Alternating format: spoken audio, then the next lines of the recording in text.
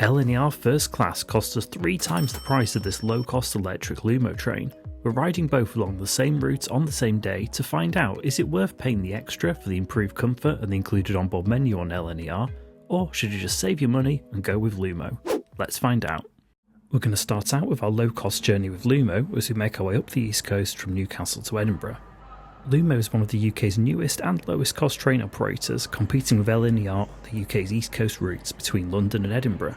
Our tickets today cost us £9.90 each, and these tickets were booked just 1 week before departure using a 2Together railcard. But to give an idea of typical fares, I had a look a few months out to see what it would cost to go between London and Edinburgh, and it seemed to be around the £36 to £37 range without a railcard. When we arrived at the station, we were initially waiting at platform 2 before a last minute platform change sent us over to platform 6 to go and board the train. The train was waiting for us on the platform and was looking pretty empty initially, but it very quickly filled up, with almost every seat soon taken. The majority of the seats are set out in a 2-2 configuration with seats next to each other rather than having tables facing each other like you often find on trains. I much prefer this setup as it feels a bit more private, and you don't have to battle for legroom with the person opposite you. We were in seats 39 and 40 in coach C, which was pretty much smack bang in the middle of the train. Let's have a quick look around the seat and see what you get. So lifting up the tray table, you can see a decent amount of legroom, nothing crazy, and there's a power outlet in between the 2 seats as well as 2 USB ports.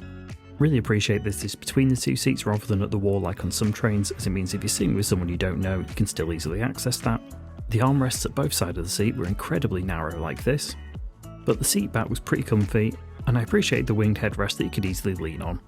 Each seat also had a personalised reading light just above the tray table, which I thought was quite a nice touch. Not something I've seen before in this position on a train. And the train table itself was absolutely fine. It's not the biggest tray table in the world, but it does extend towards you slightly. And most importantly, for this 7:40am departure, it had plenty of space for my coffee to go. This is not included in the £9.90 ticket, but was a much needed caffeine pit stop on the way to the station. And then shockingly, we actually departed a whole minute early. Fantastic news for us, but I did think it was a little bit questionable to leave slightly early given we had the last minute platform change. There were a couple of seats around us that said they were reserved that didn't have anyone sat in them, and it's definitely possible that some of those people could have got left behind on their way over to the platform. I think it is just worth mentioning that the seat is pretty narrow. You know, I'm not the biggest guy in the world, but my shoulders did stick out into the aisle, and everyone that was walking past to find their seat was inevitably bashing into me or whacking me with their bag. And it also might have felt a little bit cosy if I didn't know the person next to me. There's a small amount of overhead storage. The rules for luggage are a bit more restrictive on Lumo compared to other providers, and I will explain that a little bit shortly. There was just one stop for us at Morpeth in between Newcastle and Edinburgh, but we weren't stopped for long and we were soon on our way again. When making the booking online, I was given the opportunity to give my preference on seat type, but I wasn't actually able to select the specific seat I wanted. Unfortunately, at this side of the train, although there were some nice views, the better views are definitely on the other side of the train, where you get some lovely coastal views. Thankfully, we were able to see that a little bit better on our way back with LNER. I got out of my seat to have a little wander and see what the toilet situation would be. Definitely nothing impressive here, a pretty small cramped space, and a little bit dirty with plenty of toilet paper just left on the floor, so not the best. And then making my way back to my seat, I started to notice a few other areas that just weren't looking too clean. Now, I'm sure they're not actually dirty, but given these trains are only a couple of years old, they are really showing quite a bit of wear and tear, unfortunately. About 1 hour into the journey, and with just 20 minutes remaining, it was announced that the food and drink service was now available. Which, given we only had 20 minutes left, it didn't really feel like it was too necessary at this point. Lumo do allow pre-orders of food and drink online before your journey, however this is only when departing from Edinburgh or London, not from any station in between. More limited options are available on the train for those who aren't able to pre-order online. I did have a look at these pre-order options just to see what they would have been, but it didn't seem like anything to get excited about, certainly nothing that you couldn't just buy at the station before boarding. Lumo offered free Wi-Fi for the duration of the journey, and it did work pretty well. Before we make our final arrival into Edinburgh, I think it's worth just mentioning the luggage limits. All passengers are permitted to carry one small bag and a medium-sized suitcase. Anything bigger than that, and Lumo reserves the right to deny you boarding, or to charge a penalty, with that penalty amount not exceeding the cost of a ticket. So if you are travelling with a lot of luggage, you might be better off going with LNER, although I don't know how much Lumo actually enforced that policy, but it's probably best to not take a chance there. Overall, it was a pleasant enough experience. The seat was fairly comfortable, nothing special, but I thought the price was great, and at that time in the morning we didn't really need any kind of onboard service. Before our return journey with LNER, we spent a few hours wandering around Edinburgh and exploring the sights before going out for a lunch. We used some Amex Platinum dining credits to get a free meal at Tattoo, and then had another hour or so to explore Edinburgh a bit more before making our way back to the train station. When you travel LNER First Class, you do get lounge access, and that's available at most of the major train stations on the route, so you'll get that at London, you'll get it at Edinburgh, you get it in York, Newcastle. I've tried all those other ones before, so we thought we'd get there in good time to check out the Edinburgh one. But sadly we arrived to find a sign on the door saying that unfortunately the lounge was closed. It didn't say why, just said due to unforeseen circumstances, but it's a bit disappointing because that does diminish the value of the ticket somewhat. That said, we probably didn't lose out massively.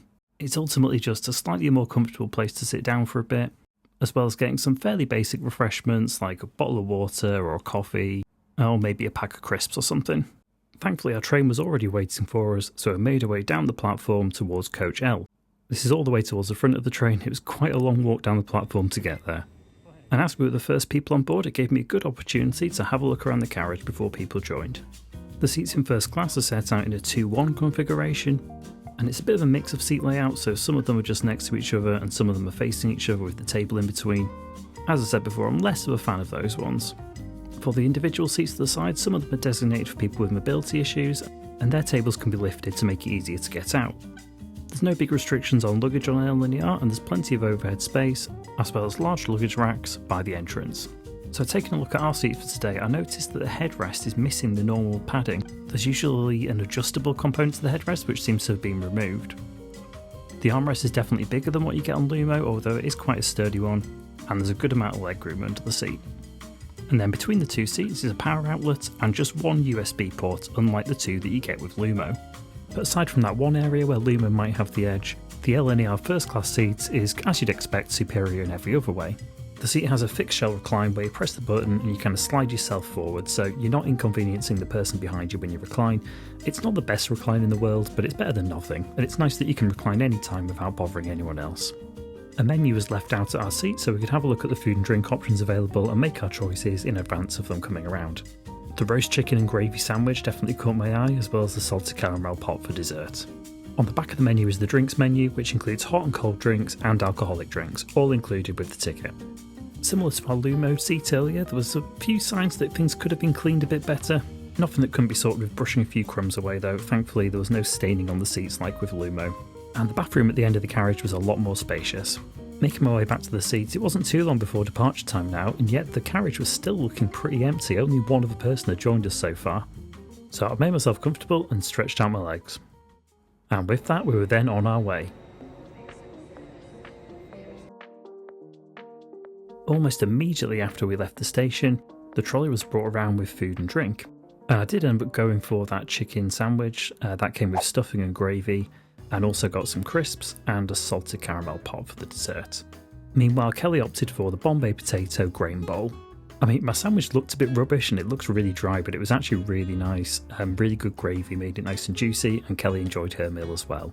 And then shortly after that, they came around with the drink service, and I grabbed myself a nice whiskey and coke to wash it down. So yeah, the food and drink were really good, ate everything I was given. They did also come around with a hot drink service after this as well. I do know from previous experience in LNER that the quality of the coffee is absolutely terrible, and it was getting on in the day, so I decided not to go for that. As we made our way down the coast, the drinks trolley did come around one more time to offer us hot drinks again, but there was no second offer for the cold drinks or for the alcohol.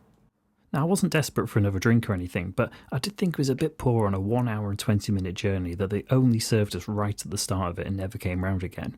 On previous shorter journeys with LNER in the past, they've been a lot more attentive, coming round frequently asking if we want drink top-ups or giving us additional snacks, so I was quite surprised that we didn't see them again after this point. But the journey went by in absolutely brilliant comfort. It was probably helped somewhat by how quiet it was in there, but we did have a really enjoyable journey that absolutely flew by. Now this ticket was £30.80p each, so just over 3 times the cost of the Lumo journey, and we booked it at the exact same time, so 1 week before the journey, and we did use the rail card for that as well. When you frame it as being 3 times the price, I don't know if it necessarily feels worth that, but when you think of it as just a £20 increase, I definitely feel like we did get value for that. Got a bit of food and drink, nothing too crazy, and granted we could have got something similar at the station for probably a similar amount for the increase, but we had a much more comfortable seat, and the journey did fly by in a very quiet carriage. But Lumo is still a great option, particularly if you are on a budget, and especially if the LNER option for you is a lot more expensive. Hope you found that helpful, and for more train comparisons, watch this playlist next.